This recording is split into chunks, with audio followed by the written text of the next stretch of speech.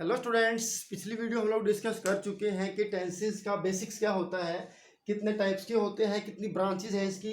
और मैंने आपको बताया था कि आने वाली 4 वीडियोस जो होंगी वो अलग अलग हम लोग इनको डिस्क्राइब करेंगे, सीखेंगे।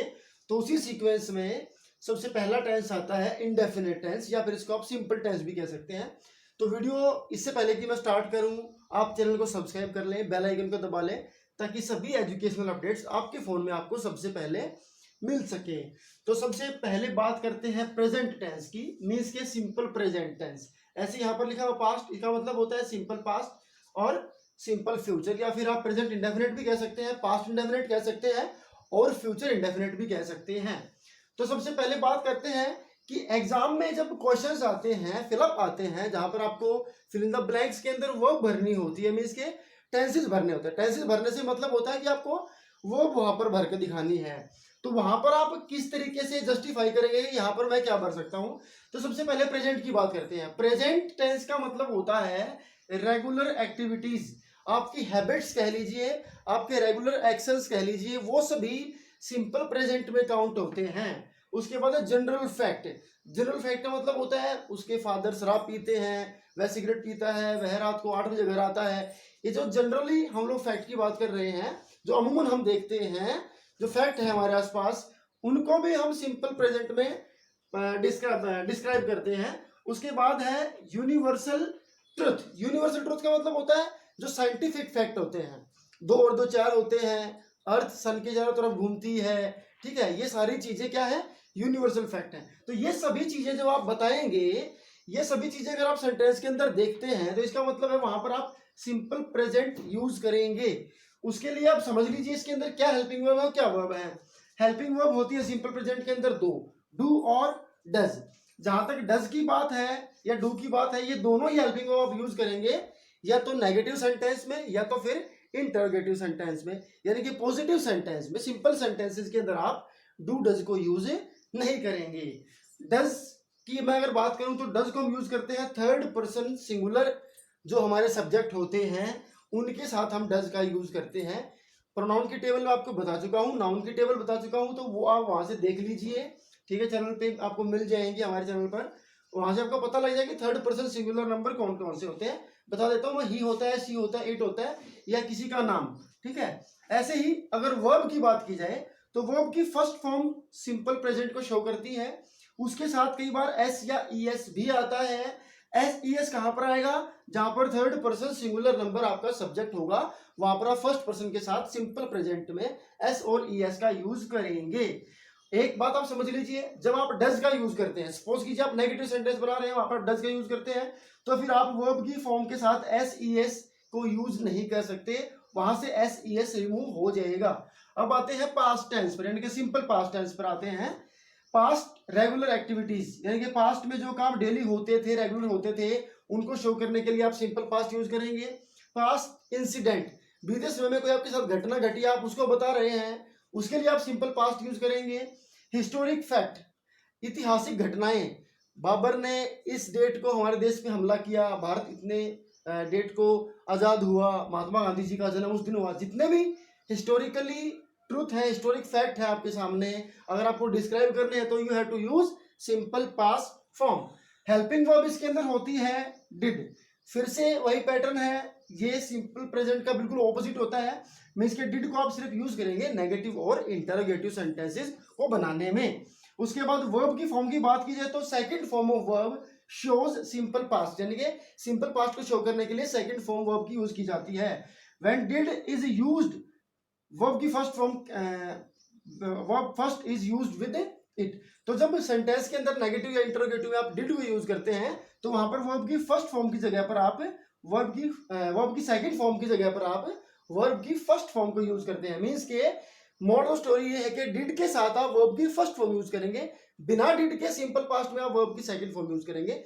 डिड और फर्स्ट फॉर्म में जब जुड़ती हैं तो वो काम करती है वर्ब की सेकंड फॉर्म का। ऐसे ही वहां पर डज और खाली वर्ब की फर्स्ट फॉर्म जब जुड़ती है तो वो एस ई एस का काम करती है। अब बात करते हैं फ्यूचर टेंस की, simple future, general statement of future. Future के लिए जब भी आप कोई जनरली बात कहते हैं, वहां पर आप फ्यूचर, सिंपल फ्यूचर का यूज करते हैं। जब आप प्रॉमिस करते हैं या फ्यूचर की प्लानिंग करते हैं, तब भी आप सिंपल फ्यूचर का यूज, मान लीजिए आपने कहना है कि कल मैं दिल्ली जाऊंगा, इट इज सिंपल फ्यूचर। जब भी आप किसी से प्रॉमिस करते हैं मैं आपको कल एक गिफ्ट दूंगा, that is also simple future. Helping verb की अगर मैं बात करता हूं तो विल और शेल यहाँ पर हेल्पिंग वर्ब्स आती हैं। शेल की अगर मैं बात करूं तो आई और वी अगर सब्जेक्ट है तो शेल आएगा, उसके अलावा सभी के साथ विल आएगा। जनरल इंग्लिश के अंदर हम लोग विल को यूज कर लेते हैं सभी तरह के सब्जेक्ट के साथ। वर्ब की अगर बात की जाए तो वर्ब की फर्स्ट फॉर्म यूज की जाती है इन सिंपल फ्यूचर टेंस। तो ये तो था कि कहां कहां पर आप या किन कंडीशंस में सिंपल टेंस को यूज करते हैं, प्रेजेंट के अंदर, पास्ट के अंदर और फ्यूचर के अंदर। अब मैं कुछ एग्जांपल्स आपके सामने डिस्कस करता हूं, दोनों तरीके से डिस्कस करता हूं।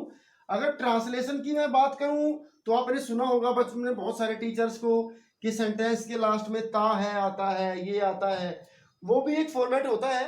लेकिन जैसा मैंने बताया कि प्रेजेंट की रेगुलर एक्टिविटीज के अंदर आप सिंपल प्रेजेंट यूज करेंगे, तो अगर आप उसको हिंदी में भी आपको पता लग जाता है कि मैं रोज सुबह 5 बजे उठता हूँ, मीन्स कि ये आपकी प्रेजेंट की रेगुलर एक्टिविटी है, तो ऑटोमेटिकली यहाँ पर सिंपल प्रेजेंट टेंस आएगा। तो उसमें आपको ता है देखने की जरूरत नहीं है, आपको बस ये देखने की जरूरत है कि सेंटेंस में मैंने बोला वो क्या है, वो हैबिट है कि वो क्या है। अगर वो हैबिट है, प्रेजेंट की है, तो automatically you can use simple present in that sentence. Exam में आपके सामने क्वेश्चंस कैसे आते हैं वो समझ लीजिए। जैसे कि एक एग्जांपल यहां पर आता है, आई डैश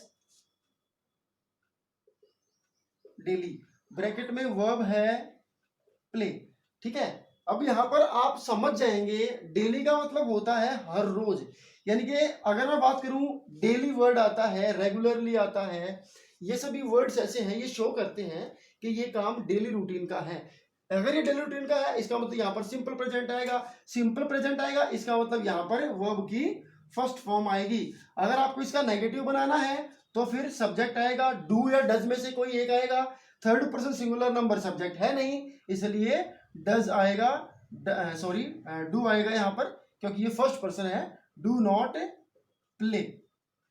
हाँ, अगर यहाँ पर ही होता तो आप यहाँ पर एस एस लगाते, ही प्लेज लिखते आप, और इसका नेगेटिव जब बनाते तो ही डज नॉट प्ले आप लिखते, ये एस यहां से रिमूव हो जाता और यहां पर डज आ जाता।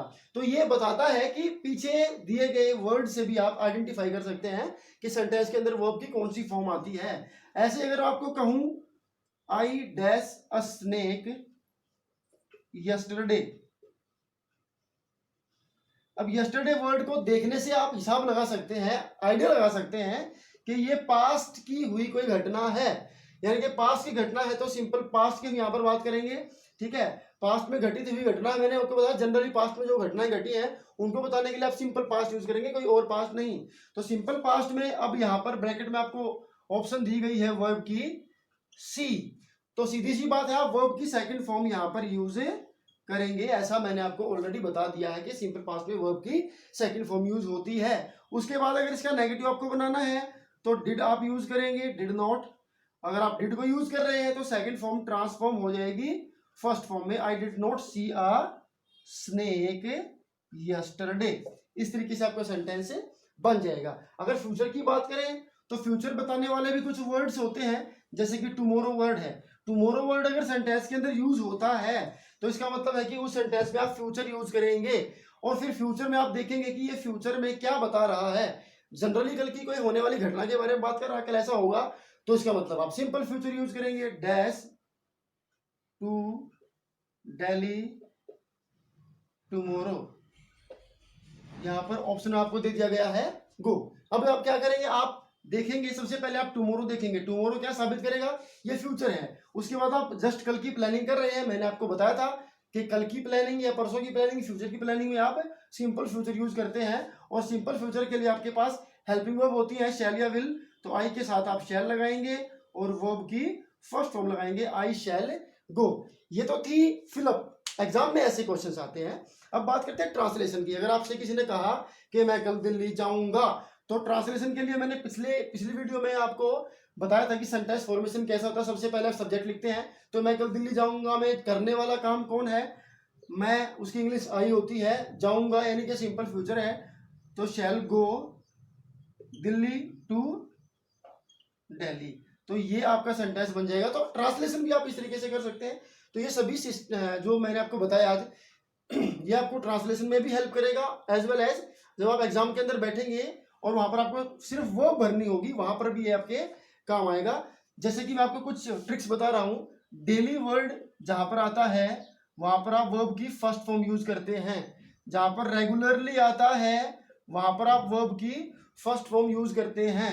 ठीक है, ये आपको बताएंगे कि ये प्रेजेंट का सेंटेंस है। ठीक है, उसके अलावा अगर सेंटेंस में आप देखते हैं यस्टरडे, वहां पर आप वर्ब की सेकंड फॉर्म यूज करते हैं।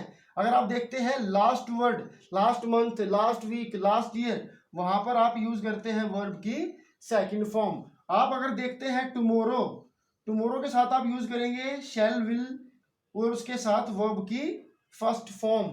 नेक्स्ट डे अगर आप कहीं पर देखते हैं तब भी आप फ्यूचर टेंस का यूज करेंगे। तो ये सारी चीजें हैं जो आपको टेंस समझने में हेल्प करेंगी। आई होप कि ये वीडियो आपको समझ में आई होगी। तो इस पूरी वीडियो में मैंने आपको बताया कि सिंपल या इंडेफिनिट टेंस कहाँ कहाँ पर यूज होता है, क्या काम आता है। आई होप कि ये चीज आप अच्छे से समझ जाएंगे। अगर एक बार नहीं देखने में समझ में आता है तो वीडियो को 2 से 3 बार देखिए, ताकि ये कंसेप्ट आपको क्लियर हो जाए। और सबसे इंपॉर्टेंट टेंस होता है इंडेफिनिट या फिर सिंपल टेंस, जो अमूमन एग्जाम्स के अंदर आता है। बोलने चालने में भी सबसे अधिक यही टेंसेस होता है। Thank you.